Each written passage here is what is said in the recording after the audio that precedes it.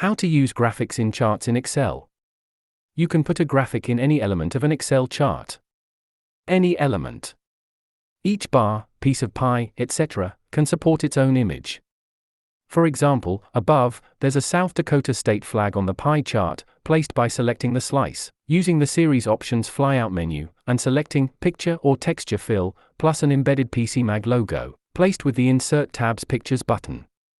You can even go with No Fill, which caused that missing slice. Clip art can be cut and pasted to an element, dollar bills to show dollars spent, water drips for plumbing costs, that kind of thing. Mixing and matching too many graphical elements makes it impossible to read, but the options you have are worth some digital tinkering. Let your resident graphic designer check them out before you use them.